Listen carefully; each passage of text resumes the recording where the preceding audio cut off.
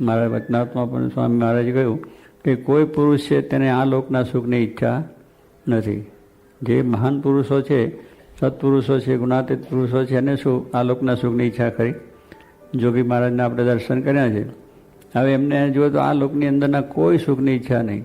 કેટલા આવું જોઈ લઈએ, આવું ખાઈ લઈએ, આવા લુગડા પહેરી લઈએ, લુગડા જાણો પહેરતા, ખાવાનું તો પથ્થરમાં તમે જુઓ. અને મોરું હાવ મોરું ખાવ. તમે એમને જમવાનું હોય તો તમે તો હાવ ફીકું લાગે. પછી એ મોરું જ કાયમ ખાતા અને એક બે રોટલી ખાય પણ ચોપડ્યા વગરની. ભાજી, શાકમાં ભાજીને એવું બધું ખાય. પણ કહેવાનું શું છે કે એ જ એને એવું મિષ્ટાન ગમે એટલું એવું હોય ને બહુ આગ્રહ કરતા આમ કરી લે, બીજું કાંઈ નહીં. અને આઈસ્ક્રીમને તો આપણે તો આઈસ્ક્રીમનો તો બરાબર ટેસ્ટથી જમીએ. સ્વામી કે આઈસ્ક્રીમ બહુ સારો છે. સ્વામી ઠાકોરજી ધારીને આપણે કીધું. સ્વામી કે તમે લ્યો. સ્વામી કે ના બધાને આપો, બધાને જમાડી દો, બધાને જમાડી દો એમ કરી દે. અને પછી બહુ આગ્રહ કરે ત્યારે સ્વામી આગ્રહ એટલે અડી ના, આઈસ્ક્રીમ તો અડે જ નહીં. બસ થઈ ગયું, લો એટલામાં આનંદ કરાવી દે. હવે જો એને ખાવા પીવાની કંઈ પડી છે? આપણે તો તરત જ એકદમ બધું કરીને બેસી જઈએ ને કરતા જમવા મંડી પડીને ખરેખર સ્વાદ આવે છે ને શું આની મજા. આજ તો જે કંઈ જમ્યા અને બહુ જ મજા આપણને આવી ગઈ. જેની રુચિ જેને હોય ને એની વિશે કેવું થઈ જાય કે એમને કંઈ રુચિ બીજી જ નહીં, એમને ભગવાનનો સ્વાદ, મૂર્તિનો સ્વાદ, ભગવાનના ભજનનો સ્વાદ, બીજો સ્વાદ જ નહીં. કોઈ પ્રકારે ખાય પીએ બધું દેખાય આપણને આપણા જેવું જ દેખાય, પણ છતાં એમને સ્વાદ શેનો છે? આપણે સ્વાદ સારું આપણે કેટલું દુઃખો ભોગવીએ છીએ. ખાવાનું તો આપણે ઘરે નથી થતું, પણ સ્વાદ સારું જ્યાં પેલી ચીજો વખણાતી હોય. હા, મુંબઈમાં પકોડા થાય, પકોડા તો 40 લોકો પેલા શેઠિયાઓ મોટરના લઈ અને જાય 40 માઇલ સુધી. શું ઘરે પકોડા તો બનતા હોય? ના બને એવું કશું નહીં. અને સારી રીતે બનીને આપણે 10 માણસો ખાય ને 2 દાડા ખાય, પણ એ એટલા પૈસા ત્યાં ખર્ચ્યા, મોટર ખર્ચી, પણ ત્યાં જ એનો સ્વાદ એટલે સ્વાદ આવે, ત્યાં આવે જ એને જ મજા આવે. એટલે સ્વાદની અંદર માણસ કેટલો ખર્ચો કે ના કેટલો દુઃખો બોલે, પણ એને એવો સ્વાદ જ નથી કે આ સારી બધી ભગવાનને ધરાય એ સાચું. જો કે કે ભગવાનના થાળમાં જે આવ્યું એ બધું સારામાં સારું, એના જેવું એ કંઈ નહીં. નિર્ગુણ થયું ને બધું તો ભગવાનને ધરાયું ના હોય. જેમ તેમ માણસ કોઈ કર્યું હોય અને એની અંદર કેટલી જાતના તીખા તમારું જુદું હોય, વિકારિત વસ્તુ, એમાંથી વિકાર થાય આપણને. અને ભગવાનનો પ્રસાદ જેમાં તો નિર્ગુણ. ભગવાન નિર્ગુણ છે ને ભગવાનની ધરેલી જે પ્રસાદીની વસ્તુ છે એ ખાઈએ તો નિર્ગુણ થવાય, એનાથી શાંતિ પણ થઈ જાય. તો સ્વામી કે ભગવાનના થાળમાં જ આવે એ બધું સારું. તો કહેવાનું શું છે કે એને આ લોકના સુખની ઈચ્છા નથી. બંગલામાં જાય, કોઈ સારો મોટો બંગલો હોય ને પધરામણી કરાવે, સ્વામી કે ઓહો અહીં તો મહિનો રહેવા જેવું છે અને પારાયણ કર્યા જેવું છે. આપણે એક સ્વામીને બહુ બંગલો ગમી ગયો, બંગલાની ઈચ્છા બહુ સ્વામીને થઈ, એવું થઈ કે ના થાય? પણ એને બંગલાની ઈચ્છા નથી, કશું નથી. એને તો એક જ વસ્તુ છે કે જીવનું સારું થાય. કે વખાણે છે એટલા માટે કે એમને ગમે છે એટલા માટે નહીં, પણ તમારો સત્સંગ દર થાય એટલા માટે. કે મારા બંગલામાં સ્વામી આવ્યા ને બાબા બહુ રાજી થઈ ગયા, ખરેખર રાજી થાય. એટલે પેલાને બીજાને વધારે ગુણ આવે. એટલે એમની ક્રિયા છે બીજાને ગુણ આવે એને માટે. છેલ્લા મંદવાડમાં સ્વામી મુંબઈમાં પેલા ચોકસીના મેલમાં કરમાઇકલ રોડ ઉપર મેલ હતો, શું કે ને કમલ મહાલ કહેતા. અને ચોકસીને પેલા સરકારી વકીલ એટલે બહુ સારો મોટો ફ્લેટ મળી ગયો, મોટો રૂમ ને બધા બેસવાની બેઠકો બીજું. સ્વામી ચોકસીને બહુ પ્રેમ તે ત્યાં રાખ્યા. સ્વામી ત્યાં રહ્યા, બહુ દરેકને હરિભક્તોએ બહુ લાભે લીધો, કથા વાર્તા કીર્તન બીજું થયું. પછી મુંબઈથી નીકળીને જવાનું થયું એમને ગોંડલ, અને ગોંડલથી નજીક આપણું ઘોઘાવદર છે 2-5 માઇલ. હવે એ તો ગામડું ગામ અને બધા ખેડૂત લોકો રહેનારા હોય. ખેડૂતને તો ઢોર ઢાંકર બધું રાખતા જ હોય. એટલે કોળ પેલી ઢોરને બાંધવાનું હોય ને, ઢોર બાંધવાનું એ કોળે ઘર ઘરે. આ બાજુ 2 રૂમ હોય રહેવાનો, એક રૂમ રહેવાનું હોય ને એકમાં ખડ ભરવાનું હોય ને એ બધું હોય. હવે સ્વામીને ઉતારો ક્યાં કરવો?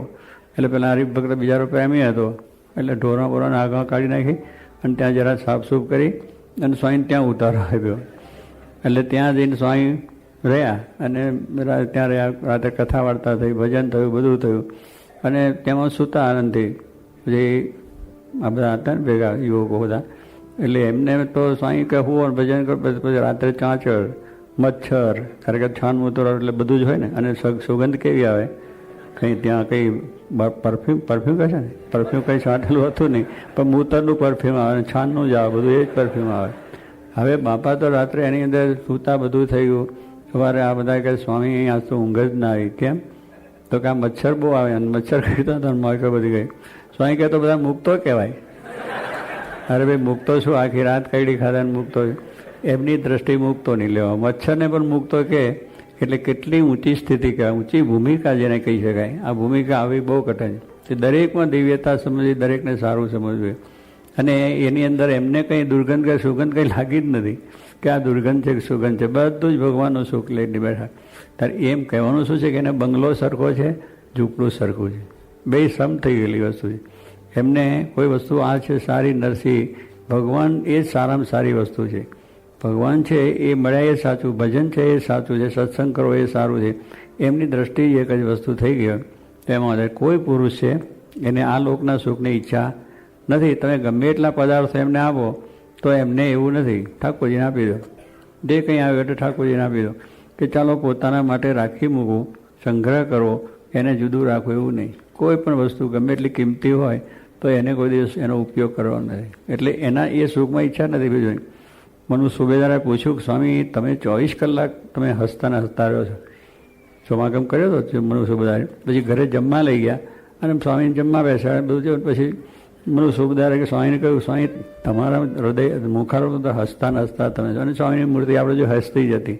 ગમે તે પ્રસંગ હોય, એમનું કોઈ માન કર્યું, અપમાન કર્યું, કોઈ ગાળ દઈ ગયા કે ગમે તેને માટે લખ્યું હોય તો એ હસતા જ હોય. બહુ સારું લખ્યું, સારું લખ્યું. એટલે ભાઈ સારું શું, ઊંધું લખ્યું છે બધું આપણું. એ સ્વામી કે આપણે ભૂલ થાય નહીં એટલા માટે આપણે જાણપણું આવ્યું છે. આપણે નથી ભૂલને છતાં લખ્યું તો આગળ ભવિષ્યમાં ના આવે એના માટે લખ્યું.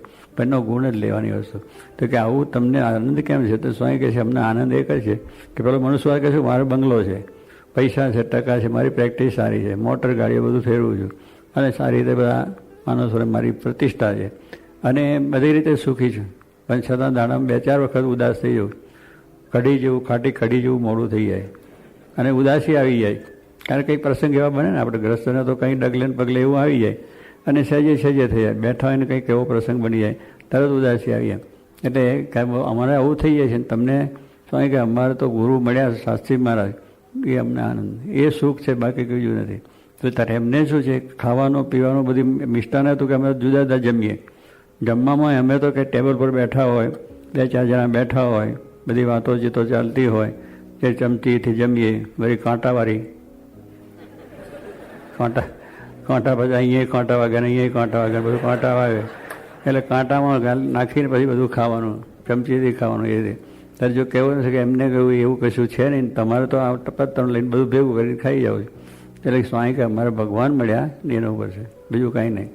અને સ્વામીને પાછું કેટલી વખત જમવાનું હોય ને તો ચમચીથી લઈને પછી હાથમાં લઈ અને પછી જમે. એટલે ચમચી શું કામમાં? એટલે આવું બધું એમ કહેવાનું શું છે એમને એક જ હતું કે ભગવાનનું સુખ એ સિવાય સુખ જ નહીં. એટલે આ લોકના જે પદાર્થો એમાં કોઈ ઈચ્છા નથી, એમાં કંઈ એમને સુખ માન્યું નથી. પરલોક જે ભગવાનનું ધામ, પરલોક જે પરમાત્મા અક્ષરધામના અધિપતિ પૂર્ણ પુરુષોત્તમ, એ સુખની ઈચ્છા હંમેશા જ વર્તી હોય. ડગલે ને પગલે બીજું આપણને ખબર ના પડે, બધી ક્રિયા બધી જ કરતા હોય. એને પહેલાં સુખની જ ઈચ્છા હોય કે એ સુખ કેમ મળે, એટલા માટે જ બધી ક્રિયા કરવાની. દરેક વસ્તુ જે ક્રિયા કરતા હોય પણ આપણે જ્યાં આપણા જેવી છે, રોટલા ગળે છે, ઠાકોરજીને જમાડે છે અને બધા હરિભક્તોનો આમ કરે છે, તેમ કરે છે અને બધું કામકાજ કરે છે, મંદિરો કરે છે, ફલાણું કરે છે, ઢીકનું, બધું જ એને કરવાનું કારણ એક જ છે કે બધાના સુખને માટે, એમાં બીજું કંઈ નહીં. એટલે એ પોતે એ પ્રમાણે કંઈ આ લોકને સુખની ઈચ્છા નથી. પરલોક જે સુખ છે એને માટે જે ક્રિયા કરે છે એ માટે કે બધાને ભગવાનનું સુખ પ્રાપ્ત થાય. અને પોતાના સંગી એટલે પોતાની પાસે જે આવે એની પાસે પણ એમને બીજો કંઈ સ્વાર્થ નથી કે ચાલો આ કંઈ આપણે આ પણ કંઈ કરીએ ને આપણે એમાંથી કંઈક ફલાણું કરશું, ઢીકનું કરશું. સ્વાર્થ નથી. દુનિયા તો સ્વાર્થી છે, એકબીજાના સ્વાર્થે આપણે કામ કરીએ. એમને કોઈની પાસે સ્વાર્થ નથી કંઈક લઈને પોતાને સુખ મેળવવું. પણ એમને મારી પાસે જે આવ્યો છે એને પણ મારા જેવું સુખ આવે એવો એમનો સંકલ્પ. શું કે મારું જ મને જેમ ભગવાનનું સુખ આવે છે, ભગવાનનો આનંદ આવે છે, ભગવાનની કથા વાર્તાનો સત્સંગનો આનંદ આવે છે, ભજન ભક્તિનો આનંદ આવે છે, એવો આનંદ બધાને થાય એવો શુભ સંકલ્પ, મહાન સંકલ્પ. આપણને એવું થાય ખરું ના થાય કે મારા જેવો બંગલો કોઈ જ ના થાય, મારા જેવો વેપાર બીજાને ના ચાલે, ચાલતો હોય તોડી પાડે, એની જોડે જ દુકાન નાખે અને બધું ઘટપટ કરીને પેલા બીજાનું તોડી જ પાડે ગમે એમ કરીને, એનો વેપાર અટકાવી નાખે, એનો બંગલો હોય તો એમાં આગ લગાડી દે. કાંઈક મારાથી એવો ઊંચો થવો જોઈએ નહીં. આ દુનિયામાં માણસ માત્રને એવું છે કે મારાથી કોઈ આગળ વધવો જોઈએ નહીં. સત્તામાં જો કોઈક આગળ આવી ગયો હોય તો એને ગમે એ કરીને ડાઉન કરીને બિચારાને પાડે. અમારે ખુરશીઓ ખેંચે છે ને, તમે બધા આ તો દુનિયામાં બધા થયા છે કે એકબીજાને ખુરશી ખેંચીને પાડી દેવો. જરા એ આગળ આવ્યો એને પાડવાનો કે મારાથી આગળ થઈ ગયો. કારણ કે મારા જેવું સુખ કોઈને હોવું જોઈએ નહીં. એ કોણ? આપણે મનુષ્ય. અને એમને શું છે કે બધા મારા જેવા સુખ્યા થઈ જાય.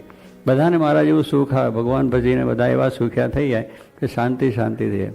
આપણે એટલો જ ફેર છે કે આ પુરુષો છે દેખાય છે પણ આપણા જેવા, પણ એમનું એક જ છે કે એવું મહાન છે કે જેથી કરીને દરેકનું કલ્યાણ કેમ સારું થાય, દરેકને કલ્યાણ કેમ પ્રાપ્ત થાય ને સુખી કેમ થાય. આપણે એ નથી એટલે આપણામાં એમનો ફેર છે. તે આપણે એટલું છે કે હવે એની અંદર કોઈ વસ્તુનું નથી. એ પહેલાં પહેલું છે કે એમાં જો માયાનો ભાવ ટળી જશે તો આપણામાંથી માયાનો ભાવ જશે. જ્યાં સુધી એમાં માયાનો ભાવ દેખાય છે ત્યાં સુધી આપણામાં માયા રહેશે. અને એ રીતે છે. પણ એમાં સમજ્યા તો આપણે નિર્દોષ. એમાં માયા નથી એટલું જ આપણે સમજ્યા તો નિર્દોષ. વડતાલ 5ની વાત છે.